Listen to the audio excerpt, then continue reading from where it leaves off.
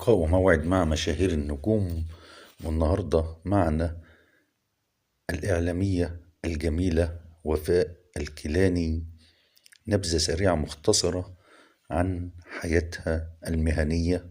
حكم كلمة دمها تقيل، لنا ولا انت قدها.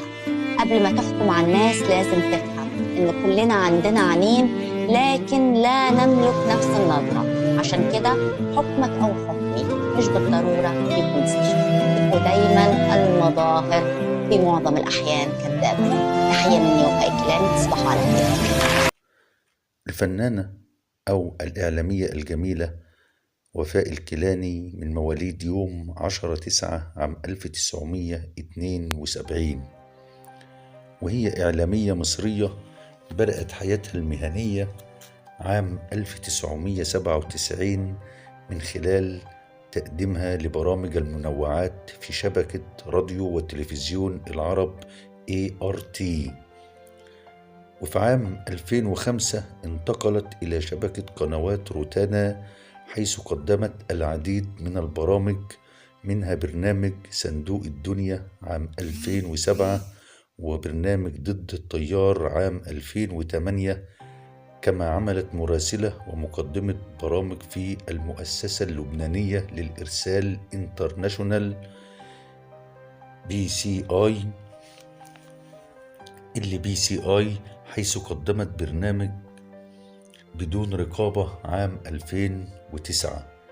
كما عملت في هيئة الإذاعة البريطانية BBC كمراسلة ومقدمة برامج وأنباء لمدة عامين، إضافة إلى عملها في قناة النيل المصرية.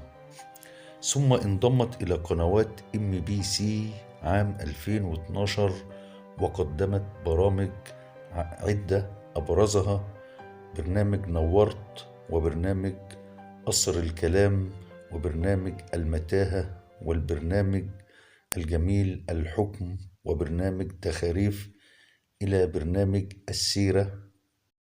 أنا مثلا أجي أقول لك تايم أنا عايزة أتجوزك، بقبل فورا حبيبة قلبي. بجد. على قنوات أبو ظبي.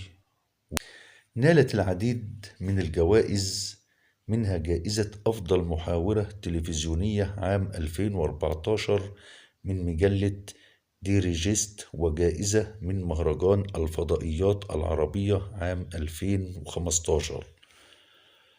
حاصلة الإعلامية الجميلة وفاء الكيلاني على ماجستير في علم النفس من جامعة قار يونس في ليبيا، وبكالوريوس في العلوم السياسية من الجامعة نفسها.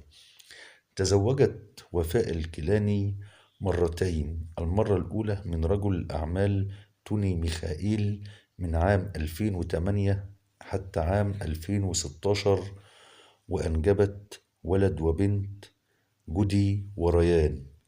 ثم تزوجت للمرة الثانية من الممثل السوري تيم حسن عام 2017 حتى الآن. دي كانت نبذة سريعة مختصرة عن الإعلامية الجميلة وفاء الكيلاني. بتحبي في الراجل إيه؟ بحب شخصيته